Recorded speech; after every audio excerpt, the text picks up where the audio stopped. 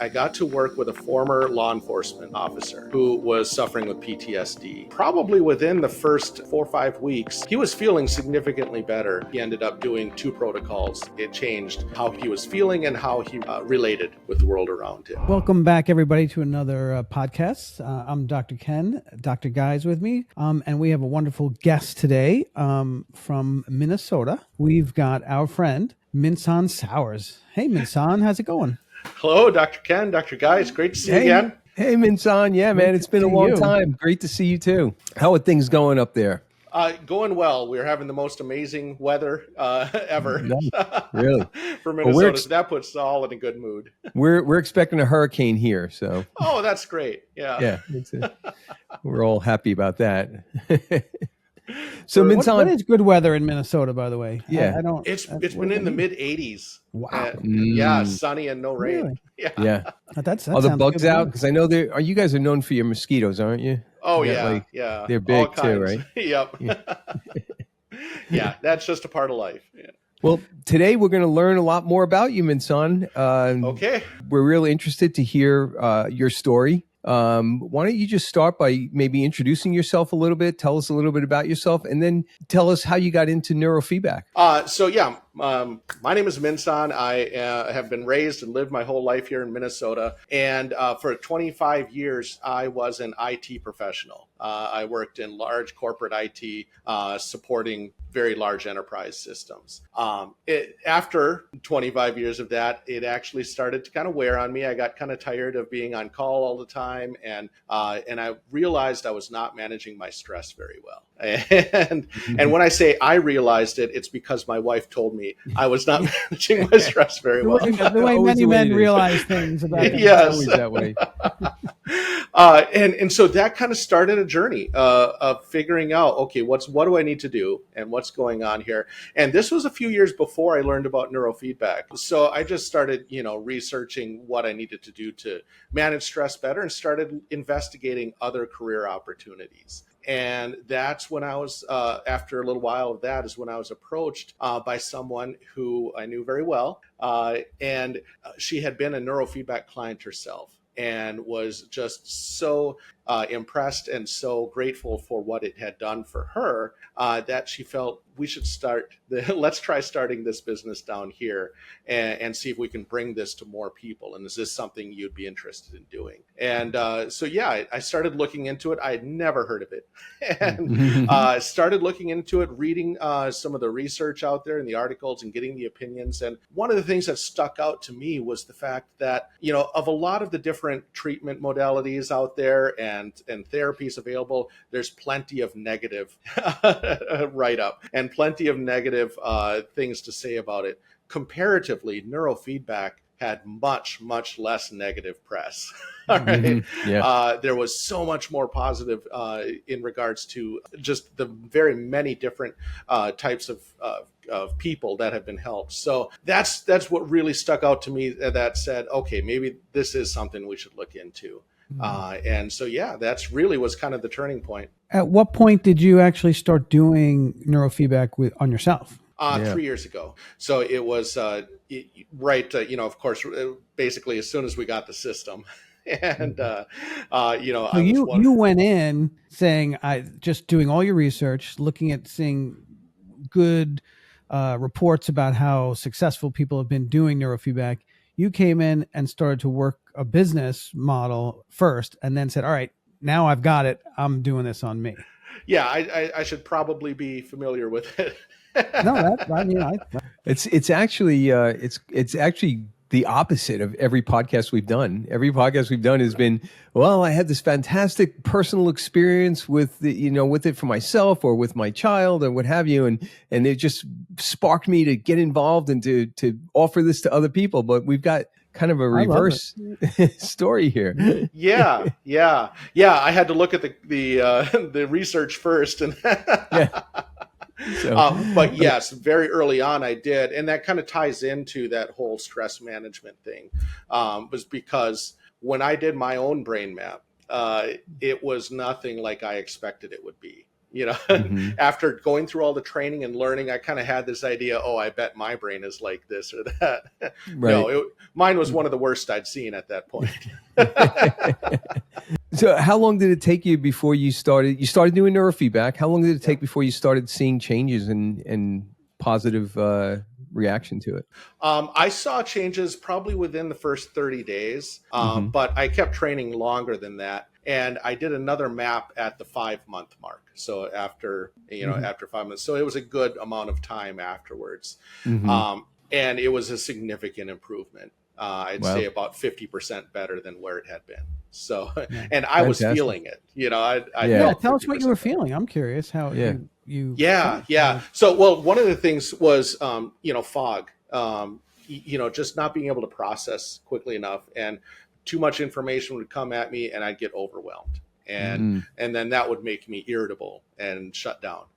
And after training, I was able to take on much better loads of stress without exploding. And so that was probably the biggest thing that I noticed. But also just being quicker, at processing information. Yeah, which is important. Pretty significant. When you're starting a new business.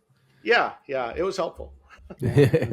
So you start this new business from scratch. Here you are out there offering neurofeedback to the community. What kind of response did you get from the community, and how did you let the community know that you were doing this? Yeah, so that's an interesting story.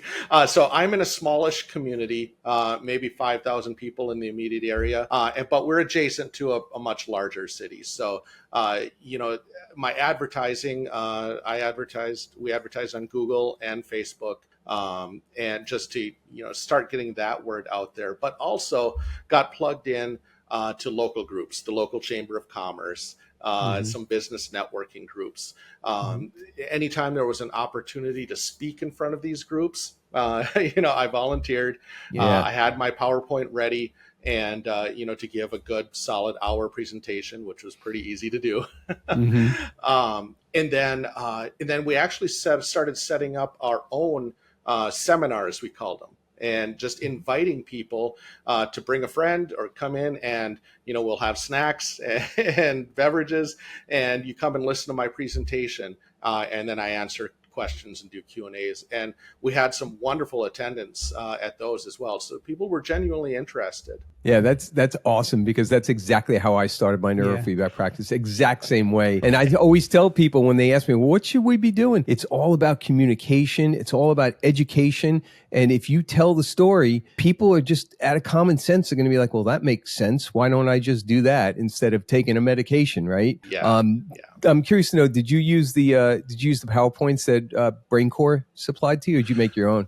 Well, I started with yours, and then I modified them for myself. Yeah, and you should. Yeah, that's exactly how they're meant to be used. Absolutely. Yeah. And I think, it's funny because in this digital age and everybody thinks digitally, and I think it's great to contact people digitally. You can expand, you can multiply your message a lot. But there's nothing like actually making that connection of speaking to somebody and letting them see and feel what your message is. It has that whole dimension that's really extra. Yeah, it really does. After a while, a lot of people came to those presentations, and I started getting referrals. Just the other day, I got a referral from an MD who sent the client over, and of course they don't really know what we do at first, but just them being willing to get on the phone with me gives me that opportunity to fully explain it. And then they come away, wow, that is very interesting. Yeah. Fantastic. And in today's day and age, people are trying to do what you did via webinar. And it's not a bad idea. You could reach a lot more people. It's more convenient for people rather than driving to your office or whatever. But there's something about not being in front of someone and seeing their reaction to what you're saying and knowing how to guide the conversation. On a webinar, you really can't do that. That's why I always say to our providers, the more live stuff you can do, the more people you can get in front of, tell the story, the better and more successful you'll be. Absolutely. Yeah. I'm in a business networking group, and we brought in a guest speaker who was a business consultant. And when I told him what kind of business I do, he said, oh, it's obvious you got to be in front of people, have a live audience, and that is going to be your ticket. So that's awesome. Yeah. So tell us, Minsan, so you started doing it on yourself. You started offering it to your community. Have you had any stories that you want to share about how it's changed and affected people's lives? Yes. So I've got a whole bunch of them, but the ones that really stuck out that I wanted to highlight were two of them fairly early on. I got to work with a former law enforcement officer who was suffering with PTSD. And he'd made great strides up to this point because it had been a number of years since he left the force, but he knew it could be better. and so he'd heard about neurofeedback. We talked, and we started the program. And probably within the first, again, 4 or 5 weeks, he was feeling significantly better. But we continued on, and in fact, he ended up doing 2 protocols, and he is one of the longest Google reviews out there for my practice because of how much better he felt. He was just so incredibly excited about it, and he was going to be telling all of his other law enforcement buddies, which he has, and I've gotten referrals from him just because of how much it changed how he was feeling and how he related with the world around. So that was a really fun story. And then the other one, though, is completely different. I've worked with several kids who have developmental delays. And so they're working with special education in their school. And but again, we talked about how, neurofeedback is not a treatment for any particular condition. But we talked about improving efficiency of the brain and improving cognitive function, if you will. And so these parents were willing to try. And it was interesting because, we go through the protocols and they see little changes at home, but not huge things. And a lot of times these kiddos have a hard time communicating exactly what's going on. But we got to hear from their special ed teachers. And and these are folks who are tracking their progress meticulously. And they fully understand what this child was able to do 6 months ago and what they're able to do today. And twice this happened now where this special ed teacher actually reached out to the parents or even directly to me and said, I know they're not seeing this at home, but it's dramatic. This is significant. What better ability they have now than what they had 6 months ago. And one of them even ended up saying, let's do this with my own child. Wow. Yeah. So Minsan, tell us how you don't come from a healthcare background. So this is your first foray into, helping people on a level that you're not used to helping. How does that feel? How rewarding is that to be changing lives of children and adults and families, through a modality that a few years ago you'd never even heard of? Yeah, it's huge. It really is. If any part of your day involves helping people by resetting their passwords, you start to get a little glum. And now, realizing that, man, I can do so much more than reset their password. It's so much better, but not to downplay IT professionals. We need you. No. Yes, they're very important. I'd be curious to know if it was anything from your previous job as an IT professional that carried over that helped you as a neurofeedback provider. Yeah. So probably the biggest thing was caring about people. One of my favorite aspects of IT work was when I was help desk in the early days. People are really, truly distraught. And genuinely caring about their problem and working through a solution with them, that always felt good.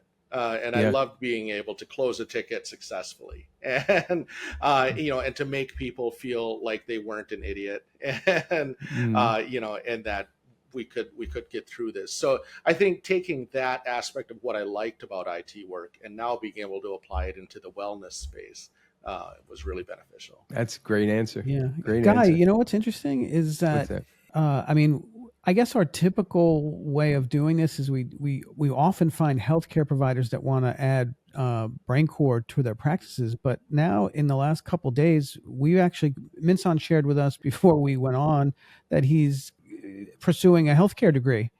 And now we've got two in a couple of days that started with BrainCore and are now pursuing healthcare degrees as opposed to the other way around, which I think is amazing. Talk about changing lives, man. Yeah, my own being the first. It's funny, I was looking at my bookshelf up there and seeing the titles. These are titles that would never have been on my bookshelf 5 years ago. Everything from wellness and dopamine and the body keeps the score and all of those. So what degree are you pursuing? Clinical mental health counselor. Wow. And that's a 3-year program? Yeah. Man, all the best to you, buddy. It's not easy. Thanks. Yeah, well, I'm super young, so well. Hey, let me ask you a question. How many systems do you run in your office, and do you do any home training? Absolutely, yes. So we currently have 3 systems, so we can train 3 at a time, but we actually have, I believe, 10 home trainers as well. And there have been times, I would say not in the past month here, but there have been times when all of them have been checked out. I've had every single system out. And that is, honestly, the home trainer has really opened it up for a lot of clients that I would not be able to see, especially living in a pretty rural area. Even if somebody lives 30 minutes away, for them to come in here twice a week is pretty significant. So I've had people who really weren't that far away, but it was still a better fit to use the home trainer. And so I'm always happy to set them up with a home trainer. It's funny. We talk to people that live in rural areas, and they're like, yeah, it's very convenient for them to do home training because they live 30 minutes away and it takes forever to get to the office. And then we talk to people that live in congested cities, and they're like, yeah, the home training is great because they don't have to sit in traffic for an hour to get to my office. Yeah, home training is great whether you're rural or urban. It doesn't matter. It's just convenient. It really is. Yeah, it truly is. And other times I've had clients who travel a lot, they're for work or whatever, they have to be on the road a lot. And so, go ahead, take the home trainer with you. Yep. It's very convenient. Yeah. So, Crystal, you got some questions? Covered a lot of good stuff. Oh, yeah. Locations. Not at this immediate point. No. And we have a little history on that, don't we, Munson? We do. Yes. Yeah. I think I'm probably fully expanded for right now.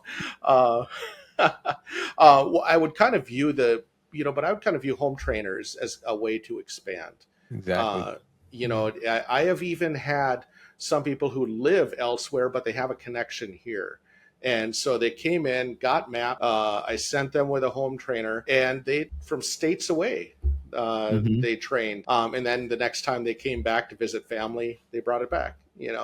So that's a way to expand your business without expanding. Yeah, we're learning that, boy. So I don't want to put you on the spot, Minsan, and just say no if you don't want to do this, but I'm so happy that you are out there telling the story of neurofeedback and doing a presentation and really educating the community on it. I was wondering if you could give us like a 1 minute or 2 minute spiel on what like if I was someone that came up to you and said, hey, so you do neurofeedback, what's neurofeedback? How would you answer that question? Yeah, my elevator pitch. Elevator speech. All right. Well, in non-exact phrasing. Yeah, just as if we were on the street talking. Yeah. Well, and this is true because most people have no idea what neurofeedback is. Like me, they'd never heard of it. So I usually start out by explaining that it's a system of training your brain similar to the way that we train our bodies at the gym. It's a similar process as far as the pace of progress. No one goes into a gym one day expecting to come out Mr. Universe. It just doesn't happen. And even after years of training, some people are able to build much more muscle mass than other people. That's just simply the way it is. But everybody who trains in the gym comes out stronger. or more flexible or faster or something. They've made improvement.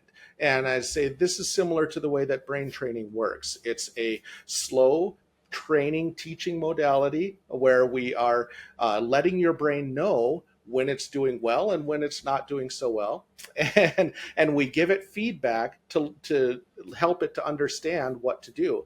And over time we see a progression of the brain improving its processes, improving its efficiency, and that's when you start noticing that you are handling things better, that you're relating better, that you're in better control of your emotions.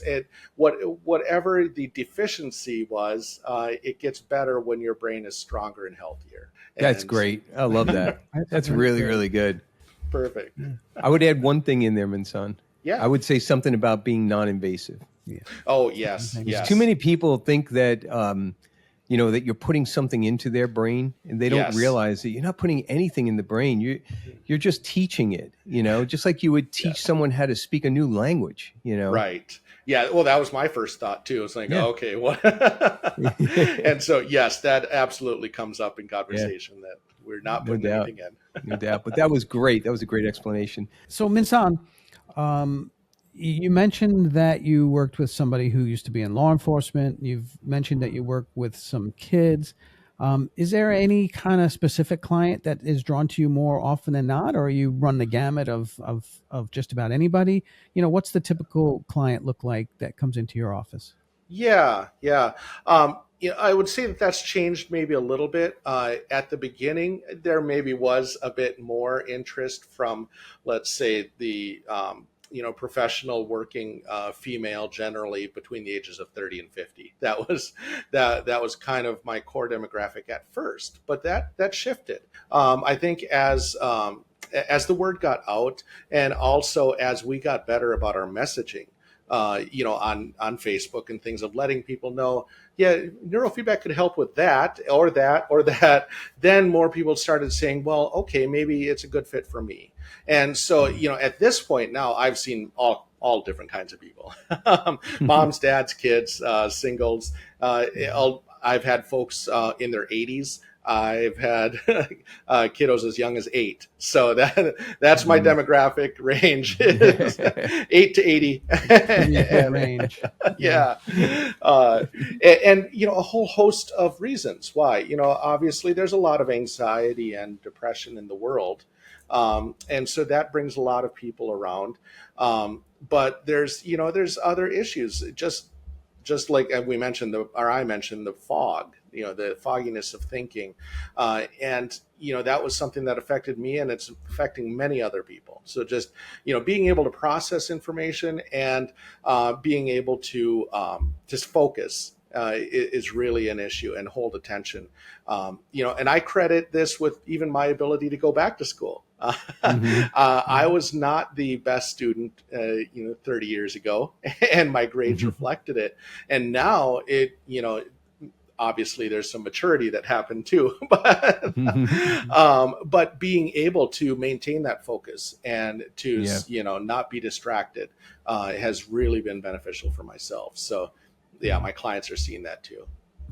A lot of people don't realize how associated that brain fog, inability to focus, is with anxiety. A lot of people just think, oh, I can't focus, I have brain fog, and they don't realize how it's tied very often to anxiety. And as we start to train the brain to overcome anxiety, the brain fog just lifts. And clearly, a big part of that is sleep. And always the biggest part. Sleep. So I have a good number of clients who that is their primary concern. They know they're not sleeping well. And so that's the first thing we work on. Yeah. Do you get a lot of people that are looking for an alternative to medication? Is it people who are just kind of stuck in that, that rut of just, cycling through medications, looking for help, and they're looking for some sort of alternative, or do you find people that are just, more looking for more natural ways to help the quality of their lives? Yeah. I would say there's probably split. A good chunk of people are not on any medication of any kind, and they're just looking to improve their function. And so But there is a good number of people who are on a medication of some kind, and most of them don't want to be on the medication, and we're very careful to let them know that we're not telling you what to take or not to take. That's between you and your doctor, and but we do think that we can help your brain to function better.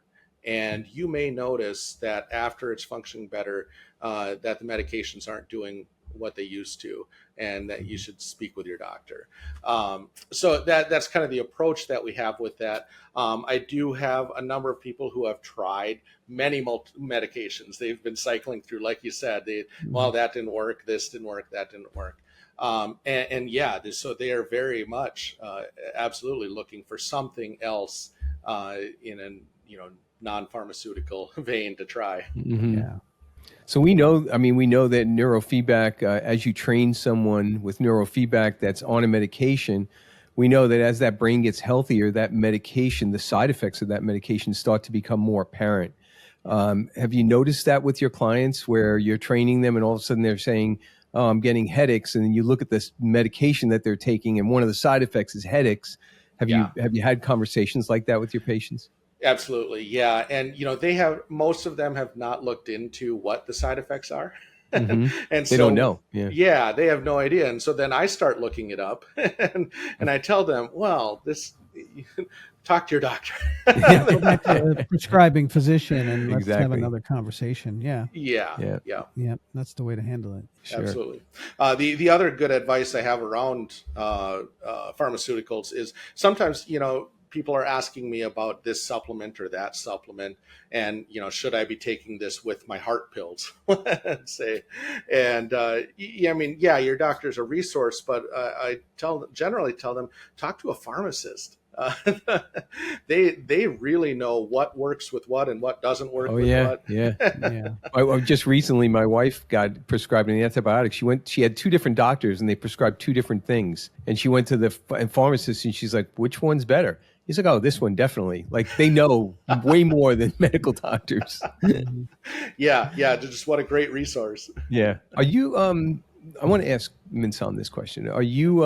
Do you have any other technicians in your office, or are you the only one that's running like the whole? You have 3 machines, right? You said. Yeah. Are you the one? You the guy that's running? No, no. I do have a couple. I've had as many as 3. Technicians, depending on how busy we are and everything. So that's definitely something that we have done to be able to allow me to be in more places. Do you train them yourself? You do your own training, or have you ever sent anyone back to Brain Core for training? Yeah, all of them. We've sent them all through the Brain Core training. And they liked it. They learned what they needed to learn. Oh yeah. They got their certificates and awesome. Great. Yeah. And then of course I do quite a while of hands-on with them and and all of that. Yeah, you have to. It's a hands-on technique, right? It is. And and I will say kind of a big part of it is which is tougher. It's tougher with certain age ranges of employees. But the social, a nice way of saying it, Minsan. Relating sociably with the client. That's something of a learned skill, and being able to be warm and yet knowledgeable is. I think it's really important for the client's experience. For one thing, to create the environment where they can have a good training session. So that's that's something that's definitely takes the more hands-on one-on-one type training to convey. That's kind of hard to learn in a online training. It's almost a little bit of an innate feeling, is to be able to relate to people where they are rather than come from a certain. I don't know how in the IT world you have to be able to relate to people and have them do what you need them to do. So I guess there is a little bit of overlap, but it's different because it's really coming from the heart. Yep, absolutely. It it's interesting too, working with different kinds of people. As I said, we have a wide range of people that we work with, even though we are in central Minnesota. So we may not be the most culturally diverse area, but we do have folks from all different walks of life, and finding something that you can relate with and maintain a conversation with them is really important. Yep. Did you find that, were you practicing neurofeedback during COVID, or you came in after COVID? It was after. Yeah. After COVID, yeah. I was going to ask you what you saw during the COVID years, but it was right after, just a couple years after. And so what I did see, I've had some folks with long COVID. I've had some folks who have struggling with brain fog after COVID. Yep. And others just general fatigue. A lot of people are just lethargic afterwards, and they just can't seem to get their snap back for a long time too, like months.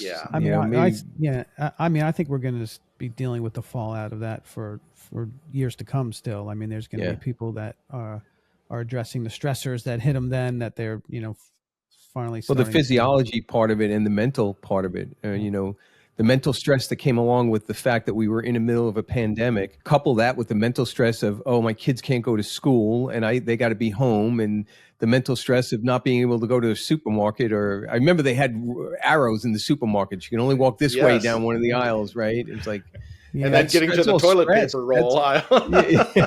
That's all stress. That's all stress that has a long-term effect on somebody. And I think a lot of the anxiety that we see now is a result of that. And I think especially the children back then who really didn't know how to process it, but experienced the stress, but it's all kind of in their subconscious. And as they come of age, I think some of that's going to come out in different ways: anxiety, sleep issues. It's just, it's like dormant right now because they didn't know how to process it, and they've never processed it through it. So they'll be presenting themselves for a long time.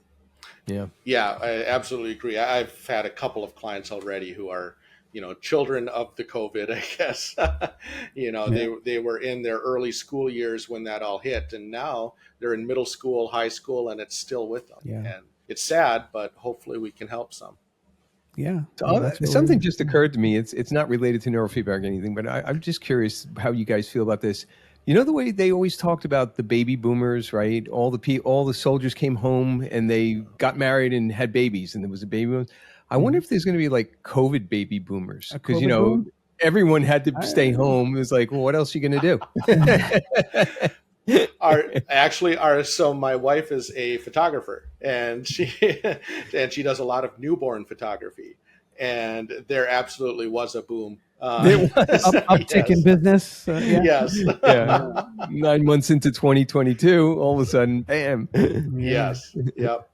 No. We've talked to the hospital nurses that work up there. So that's a thing. I didn't know that was a thing. I didn't know that. Wow. I mean, you can only watch so much Netflix. What was the thing everybody was watching? The guy with the tiger? Oh, yeah. I never did see it. The Tiger King? I didn't either. Yeah. Tiger King or something like that? Yep. Was that it was? Yeah, I heard about it, but didn't watch it. Yeah. All right. Crystal, what do you got? I really didn't watch it.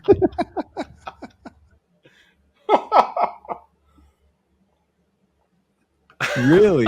Wow. It's hilarious. I know Ken was kind of hooked on Gilmore Girls, right? Ken, did you watch Gilmore Girls? No, I watched Gilmore Girls with my daughter years ago. So all right. We watched it again. Supernatural. I don't know what that one was. Supernatural. The two brothers, right? Yeah. Yeah. That's got a little tie into Gilmore Girls, because the guy in that was in Gilmore Girls. Oh, okay. Right. Yeah. Could talk about the football games this weekend. I won't have much to say there. I picked your Vikings this week. So. Oh, okay. Sorry, I'm not a sports guy. Sports. But yeah, it's funny. Gilmore Girls is a pretty popular show with my clients. It is. That's great. Oh, they watch it during neurofeedback? Oh, yeah. Yeah. So, Minsan, we know how neurofeedback works, right? The person sits there, they're watching a TV show or a movie, and the screen is getting dark and bright based upon how their brain is doing. And, when their brain needs a little nudging, the screen gets a little darker. But what I always find interesting is to know what people are watching. Like what is the most common TV show or movie that you see people want to watch while they're doing neurofeedback? Yeah, that's an interesting one. And obviously this is demographic related, Yeah. but a good chunk of my clients, I mean, not just one, definitely like to watch Gilmore Girls. That's a super popular show. There's also some interesting other ones. There's one right now. It's a golf show called Full Swing. I've had several people watching that one. Some of the more, I don't know if you call it documentary, but that style of show, the Man in the Mountain or Mountain Men type shows, those sorts of things. Generally, I mean, if they're in a 30 session 2-channel protocol, we're going to want to try to watch a series that they can just go from one episode to the next. Right. Is Friends still popular? I mean, I Friends to me is always a go-to. Yeah, well, showing my age a little bit, when I did training, I watched Mad About You. All right. Okay. But yeah, no one's been watching Friends really. It's been more current shows. I have some of the kiddos who like to watch anime or some sort of cartoon. Those shows are really popular. And that's always kind of an interesting trying to watch, okay, how is the show affecting them? Is this a little too exciting of a show? And we have had to make course corrections and switch to a different show.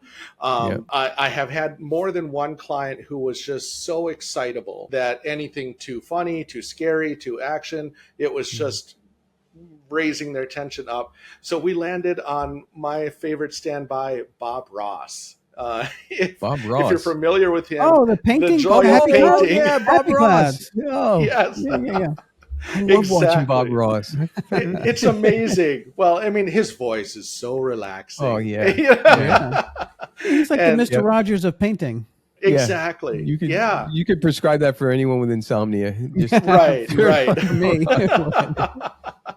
Yes. So I love using that as my fallback. And okay, let's try Bob. Yeah. That's a good one. Do you have anybody that prefers to read while they're doing neurofeedback? I have not actually tried that yet. I have had some that use the Zucor games. That's not a lot, but some. And I have not had it yet, but I fully anticipate at some point having someone who just can, the dimming and brightening is just too much for their eyes, and where we just need to go to an audio protocol. But yeah, I haven't actually had that yet. So before you go to an audio protocol, though, just try taking the fading down a little bit.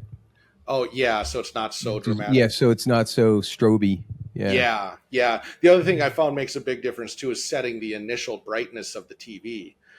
So that when the reward of the brightness is truly a reward and not a punishment.